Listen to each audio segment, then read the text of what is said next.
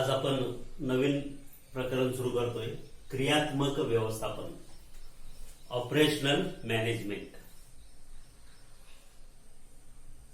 उद्योगधंदा करत असताना किंवा उत्पादन घेत असताना ते उत्पादन घेण्यासाठी वेगवेगळ्या प्रकारच्या प्रक्रिया कराव्या लागतात, प्रोसेस कराव्या लागतात. तर या प्रोसेससाठी कशाची आवश्यकता असते? सामग्रीची. तर ही सामग्रीची जी खरेदी आहे, ही खरेदी प्रणाली अत्यंत महत्वाची असते. तर आज आपण या ठिकाणी सामग्री खरेदी संकल्पना, कन्सेप्ट ऑफ परचेसिंग मॅनेजमेंट हे पाहणार आहे. तर सर्वसाधारणपणे व्यवहारामध्ये हा बऱ्याच वेळा आपण खरेदी शब्द ऐकतो बा किंवा खरेदी करतो देखील. ज्या काही माणसाच्या गरजा आहेत, त्या गरजा पूर्ण करण्यासाठी किंवा जी काही मनात इच्छा आहे, इच्छा पूर्ण होण्यासाठी आपण एखादी वस्तू घेतो, त्याला काय म्हणतात? खरेदी असं म्हटलं जातं. किंवा एखादा व्यापारी वस्तू घेतो, बाजारातून वस्तू आणतो, त्याला देखील खरेदी म्हणतात. परंतु पहिल्या खरेदीमध्ये आणि व्यापाऱ्याच्या ह्या दुसऱ्या खरेदीमध्ये फरक आहे. जेव्हा आपण वस्तू घेतो, खरेदी करतो, ती आपली इच्छा असते मनामध्ये, ती वस्तू आपल्याला वापरायची असते, म्हणून आपण त्या ठिकाणी खरेदी करतो. तर व्यापारी जे काही खरेदी करतो, वस्तू घेतो, तो कशासाठी घेतो? तर त्याच्या मनात काही इच्छा असते, ही वस्तू आपण नेऊन विकायची दुकानात आणि त्याच्यातून नफा मिळवायचा. म्हणजे तो वस्तू खरेदी करण्याचा उद्देश त्याचा काय आहे? नफा मिळवणे. आणि आपण जे अगोदर वस्तू खरेदी केली त्याचा उद्देश काय आहे? की आपली इच्छा पूर्ण होणे. त्याच पद्धतीने उद्योगधंद्यामध्ये सामग्री जी खरेदी केली जाते, त्याचा उद्देश काय असतो? की त्या सामग्रीतून वस्तू निर्मिती करून मग ग्राहकांना विकणे, या उद्देशाने त्या ठिकाणी सामग्रीची खरेदी केली जाते. तर अशा प्रकारे खरेदी, कोणतीही खरेदी करत असताना इच्छा असणं महत्वाचं आहे. खरेदीसाठी एक इच्छा असावी लागते आणि दुसरा पैसा असावा लागतो. इच्छेला जर पैशाचं पाठबळ असेल तरच ती खरेदी प्रक्रिया पूर्ण होते. अर्थशास्त्राचा नियम आहे, मागणीचा नियम किंवा खरेदीचा हा नियम आहे की इच्छा पण पाहिजे आणि पैशाचं पाठबळ पण पाहिजे.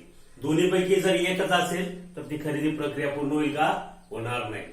तुमची इच्छा खूप आहे, मला अमुक गाडी घ्यायची, हॅरियर गाडी घ्यायची, पण तुमच्याकडे जर पैशाचं पाठबळ नसेल तर ती तुमची खरेदी पूर्ण होईल का? नाही होणार. किंवा तुमची मागणी पूर्ण होईल का? नाही होणार. आहे की नाही? तसंच तुमच्याकडे पैसा भरपूर आहे, लखपती आहेत तुम्ही, परंतु तुम्हाला इच्छाच नाही घ्यायची, तरी ती खरेदी प्रक्रिया पूर्ण होईल का? नाही होणार. मागणी पूर्ण होईल का तुमची? होणार नाही. म्हणजे खरेदीसाठी इच्छा पण पाहिजे ती वस्तू घेण्याची आणि त्याला पैशाचं पाठबळ पण पाहिजे. या जर दोन्ही गोष्टी असतील तरच खरेदी प्रक्रिया ही पूर्ण होत असते, हे लक्षात ठेवा. उद्योगधंद्यामध्ये देखील तसंच आहे. या ठिकाणी उद्योगाच्या बाबतीत सामग्रीची खरेदी जर व्याख्या करायची झाली तर कशी होईल? उत्पादन कार्यात सातत्य टिकवून ठेवण्यासाठी आवश्यक असलेली सर्व प्रकारची सामग्री, उपकरणे, यंत्रे, सुटे भाग इत्यादी बाजारामधून योग्य किंमत देऊन मिळवण्याच्या प्रक्रियेला खरेदी असे म्हणतात. लक्षात, उत्पादन क्रियेमध्ये सातत्य टिकवून ठेवण्यासाठी, म्हणजे एकदा आपण उत्पादन सुरू केलं की तुम्हाला मागील प्रकरणामध्ये मी सांगितलेलं आहे, उत्पादनात खंड पडता कामा नये, ते उत्पादन सातत्याने चालू राहिलं पाहिजे. त्यासाठी सामग्रीची गरज असते. सामग्री म्हणजे काय सांगितलेलं आहे? कच्चा माल असेल, भांडवल असेल आणि इतर जो काही उत्पादनासाठी लागणारा सर्व जो खर्च आहे, याला सामग्री एकत्रित म्हणतात. मनुष्यबळ असेल, हे सर्व जर उपलब्ध असेल तरच ती प्रक्रिया सातत्याने सुरू राहते. तर उत्पादन कार्यात सातत्य टिकवून ठेवण्यासाठी आवश्यक असलेली सर्व प्रकारची सामग्री, आता सांगितली सगळी सामग्री, उपकरणे, विविध प्रकारची उपकरणे लागतात, यंत्रसामुग्री लागते आणि विविध प्रकारचे सुटे भाग लागतात. हे योग्य किमतीत बाजारपेठेतून मोबदला देऊन घेऊन येणे, यालाच काय म्हणतात? खरेदी असं म्हणतात. म्हणजे आता खरेदी म्हणजे काय तुमच्या लक्षात आलं? खरेदी ही प्रत्येक व्यक्ती परत्वे, प्रत्येक घटना परत्वे ही वेगवेगळी असू शकते. मला सांगितलं, व्यक्तीच्या केलेली माणसाने खरेदी वेगळी, व्यापाऱ्यांनी खरेदी केलेली वेगळी, त्याचा उद्देश वेगळा. व्यक्तीच्या केलेल्या खरेदीचा उद्देश वेगळा आणि उत्पादन कार्यासाठी केलेली खरेदी वेगळी आणि त्याचा उद्देश वेगळा. आलं लक्षात? तर ही खरेदीची संकल्पना तुमच्या लक्षात आली असेल. आता औद्योगिक खरेदी करत असताना कोणकोणत्या बाबींचा समावेश होतो औद्योगिक खरेदीमध्ये पहा.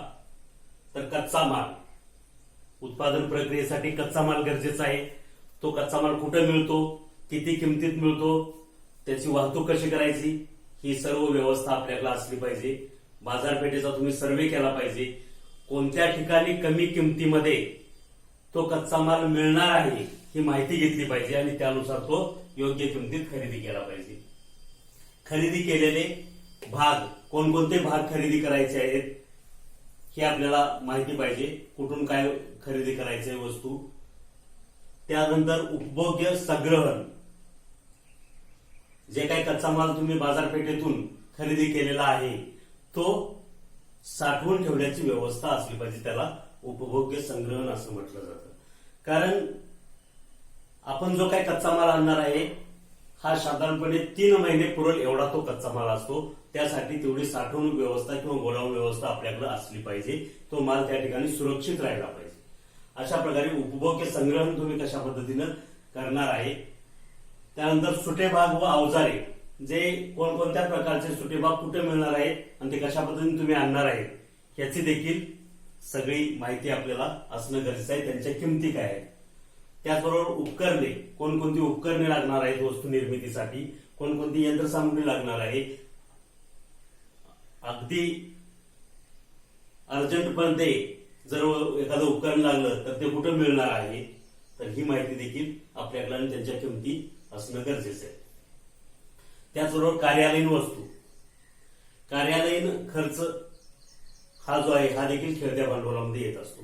त्यामध्ये स्टेशनरी असेल किंवा इतर काही फर्निचर वगैरे या वस्तू आहेत, हा सगळा कार्यालयीन वस्तू आपल्याला कुठे मिळतील आणि त्या कशा पद्धतीने त्या आपल्या कंपनीपर्यंत आणता येतील, त्यांच्या किमती काय आहेत आणि त्या कुठे मिळणार आहेत याची माहिती देखील असणं गरजेचं आहे. तर या खरेदीचा, या 6 प्रकारच्या खरेदीचा औद्योगिक खरेदीमध्ये उत्पादन सुरू असताना समावेश होतो. आता खरेदीचे उद्देश किंवा महत्व काय आहे या ठिकाणी आपण पाहूया. वस्तू खरेदी करण्याचा उद्देश काय असतो किंवा त्याचं काय महत्व आहे औद्योगिक क्षेत्रासाठी किंवा आपल्या उद्योगासाठी. उत्पादन कार्यात सामग्रीचा नियमित आणि सातत्याने पुरवठा करणे. जर सामग्री आपण वेळेत खरेदी करून ती वेळेत उद्योग संस्थेत आणली तरच उत्पादन कार्य काय होईल, सुरळीत आणि नियमित चालू राहील. अन्यथा उत्पादनात खंड पडण्याची शक्यता असते. त्यामुळे अशा पद्धतीने उत्पादनात खंड पडू नये, उत्पादन प्रक्रिया बंद पडू नये यासाठी नियमित खरेदी करणं गरजेचं आहे. 2 नंबर, चांगल्या दर्जाची सामग्री कमी किंवा योग्य किमतीत खरेदी करून उत्पादन खर्च कमी करणे. जेवढ्या आपल्याला वस्तू कमी किमतीत मिळेल तेवढा आपला नफा वाढेल, आहे की नाही.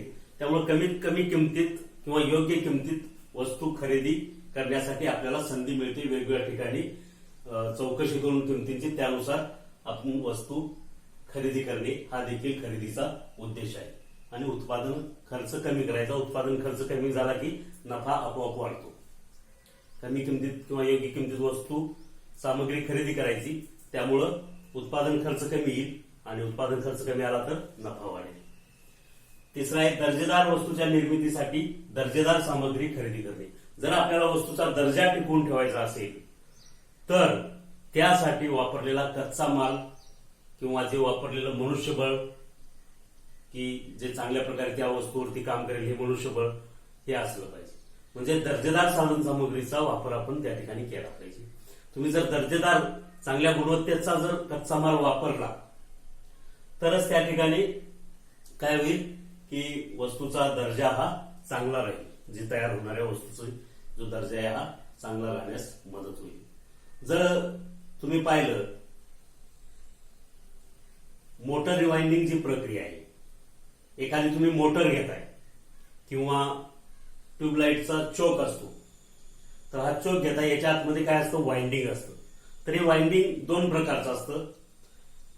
इनॅमल्ड कॉपर वायरचं असतं, म्हणजे तांब्याची तार असते आतमध्ये आणि त्याला इनॅमल्ड कोटिंग असतं. आणि काही आता चोक असे निघलेले आहेत की इनॅमल्ड अल्युमिनियम वायर. अल्युमिनियम वायरचे असतात, त्याच्यावरती इनॅमल कोटिंग असतं. मोटर क्वचित आहेत, पण चोक सर्रास असे वापरले जातात की अल्युमिनियम वाइंडिंग असलेलं आतमध्ये कॉईल असलेलं. तर ह्या दोन्हींची जर कम्पॅरिझन केलं तर गुणवत्तेच्या बाबतीत इनॅमल्ड कॉपर वायरचं वाइंडिंग हे कधीही चांगलं असतं. त्याची स्ट्रेंथ जास्त असते आणि टिकाऊपणा पण जास्त असतो. तर त्यामुळं त्या ठिकाणी काय होईल, अल्युमिनियमचा खर्च क्वालिटी मुळातच कमी आहे, गुणवत्ता कमी आहे तो कच्चा माल म्हणून, त्याच्यामुळं त्यापासून तयार झालेलं जे उपकरण आहे त्याची देखील गुणवत्ता कमीच असेल. परंतु कॉपरची गुणवत्ताच चांगली आहे, त्यामुळे तयार झालेला पक्का माल देखील चांगलाच असणार. तर अशा प्रकारे तुम्हाला जर दर्जेदार वस्तू बनवायची तर दर्जेदार कच्चा मालच वापरला पाहिजे. दर्जेदार वस्तूच्या निर्मितीसाठी दर्जेदार सामग्रीची खरेदी करणे. खरेदीमध्ये सूट सवलती मिळवून व्यवसायाची नफा क्षमता वाढवणे. जर खरेदी करत असताना सामग्री जर तुम्हाला काही 20%, 25%, 10% अशी जर सूट मिळाली तर तो तुमचा काय झाला, आपोआपच तेवढ्या पर्सेंटचा अगोदरच नफा झाला. तर अशा पद्धतीने सूट मिळवण्याचा किंवा सवलती मिळवण्याचा पुरवठादाराकडून काय करायचं, कंडिशन घालून घ्यायची आणि त्याच्या पद्धतीने सूट मिळवायची, म्हणजे आपल्या नफा क्षमतेमध्ये वाढ होते. योग्य किमतीत योग्य दर्जाच्या वस्तू योग्य वेळी योग्य प्रमाणात व योग्य पुरवठादाराकडून खरेदी करणे ही खरेदीची प्रमुख उद्दिष्ट आहेत.